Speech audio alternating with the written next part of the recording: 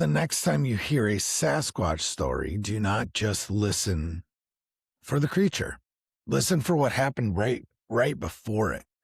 Did the woods go silent? Did the air change? Did the witness feel it before they saw it? Because sometimes the most important part of the encounter is not the figure in the trees.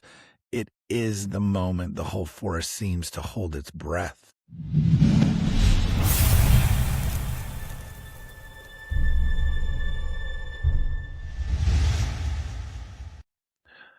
Welcome back to Broadcasting Seeds. I'm your host, Bennett Tanton, and this is Sasquatch Saturday. Short episode today, though, folks. So today I want to talk about one of the strangest details that keeps showing up in Sasquatch encounters. Obviously not all of them, but a buddy of mine and I had this happened to us about a year ago, and it was super eerie, but we did not encounter a Sasquatch per se at all. But anyway, but this keeps showing up in the encounters, and it's not footprints. It's not tree knocks. And it's not even the sighting itself. It's the silence. And over again, people who have had encounters describe the same thing. And they're in the woods. Maybe they're hiking, maybe hunting, maybe just out on a back road somewhere. And then all of a sudden, everything changes. The birds stop, the insects stop, even like wind. The normal background noise of the forest just cuts out, not gradually and not naturally. It's like somebody just reached over and hit the mute button on the entire environment. If you've never experienced that, it's really hard to explain. Literally everything seems, to me, the last incident I had everything was very muffled almost.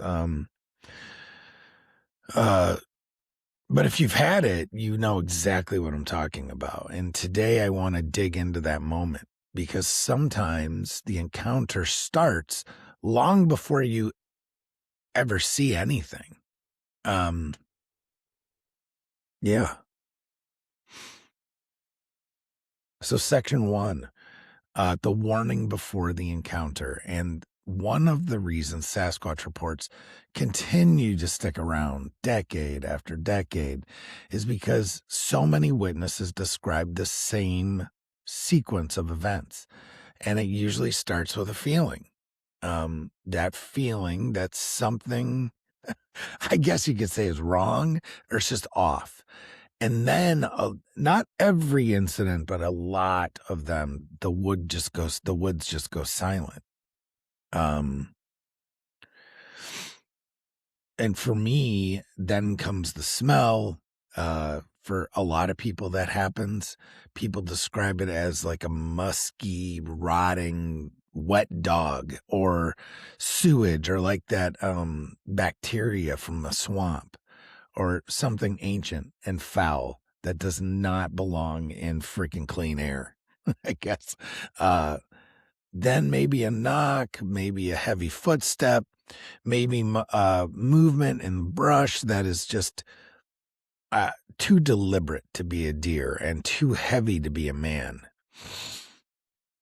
And then if you are unlucky or lucky, depending on how you look at it, you see something. Whether it's a massive upright figure with dark hair, broad shoulders, a smooth stride that's not clumsy. I like the term not cartoonish. Not some goofy campfire monster, right?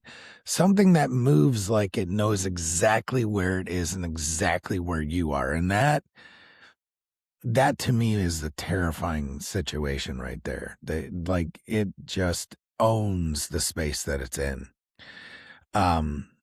That sequence is what gets me, because people from different states, different backgrounds, different decades keep describing the same pattern.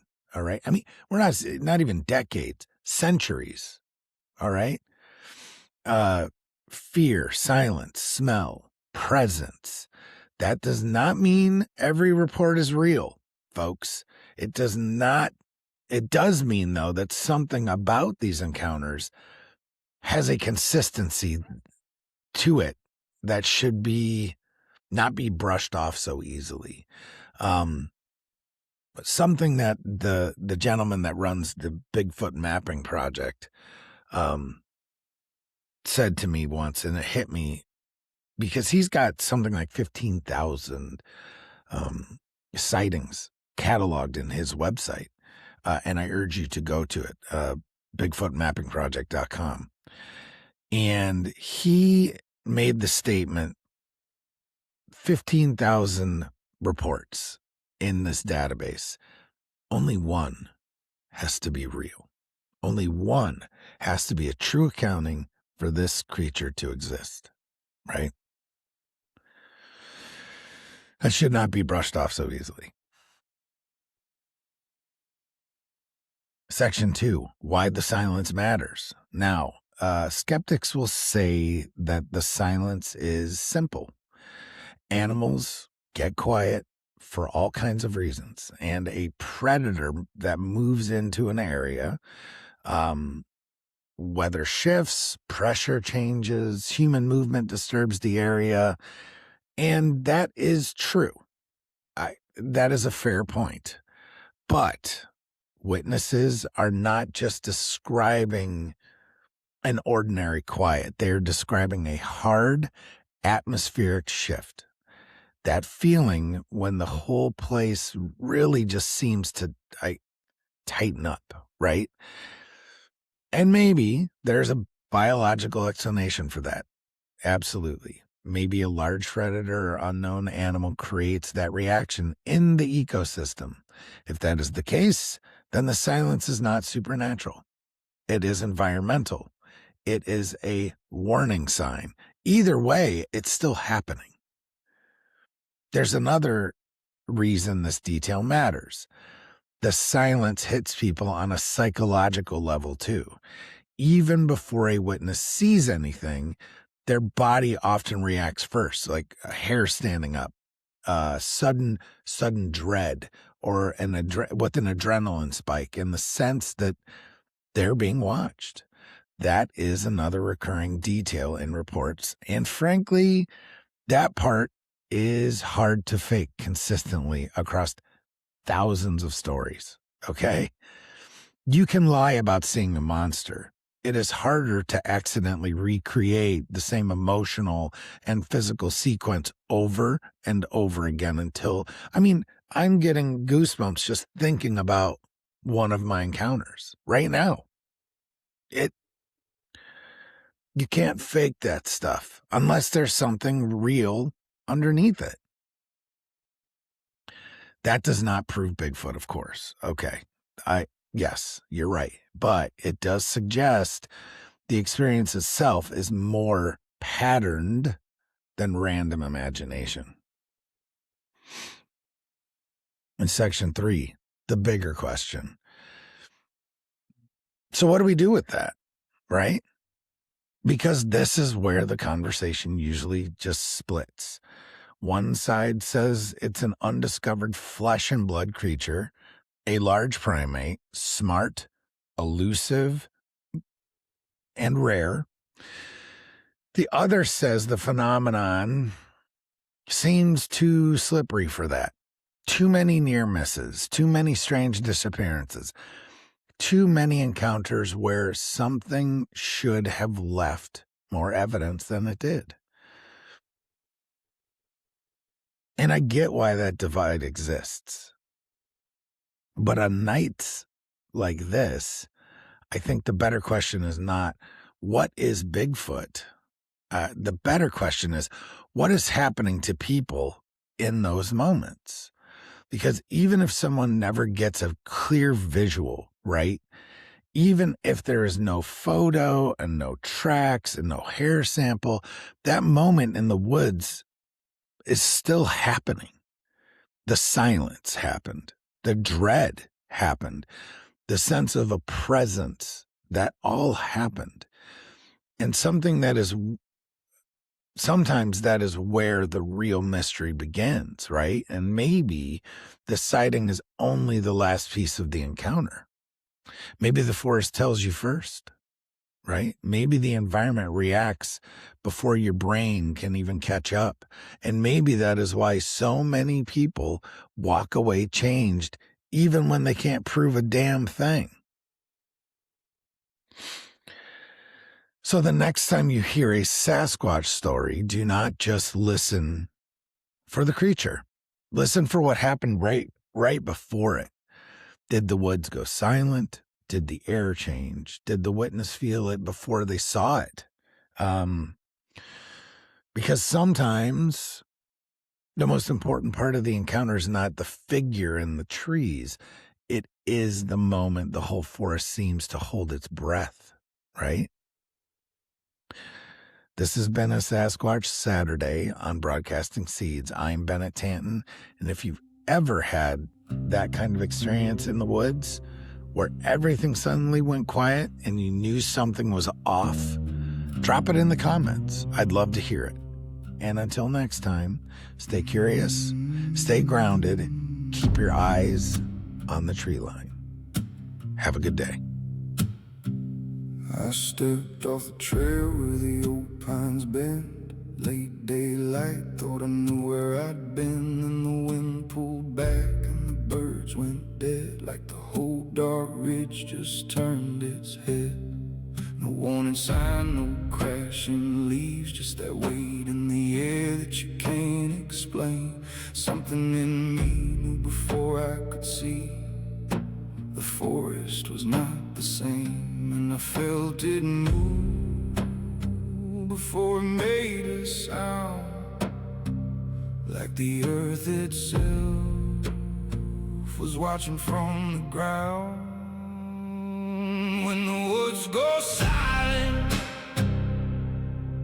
you feel it in your chest, like the world stops breathing, and nothing's like the rest. No voice, no reason, just a chill you can't outrun. When the woods go silent, you know something's coming.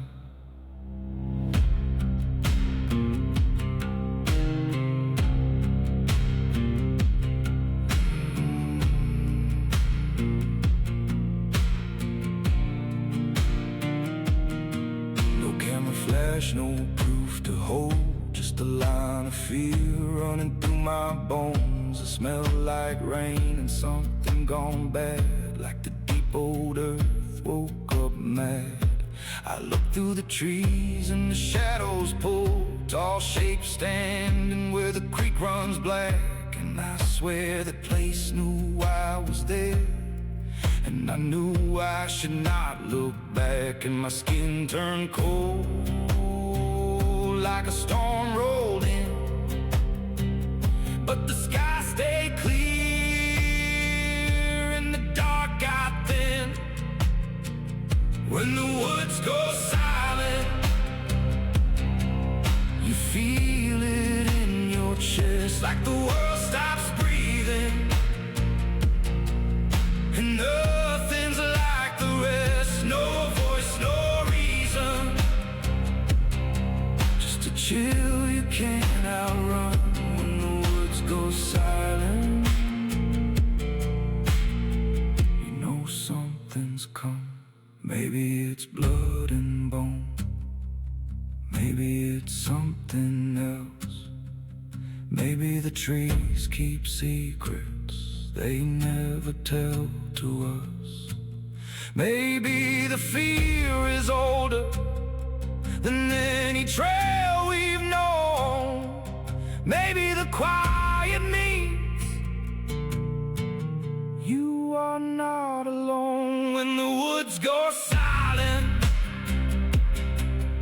The night leans in close, every branch in shadow starts to feel like a ghost. No scream, no thunder, just that old and heavy hum when the woods go silent. You know something's come.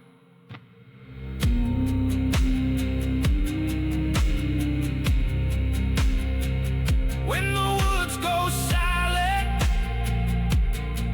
don't say you were not warned. When the woods go silent, something ancient moves on.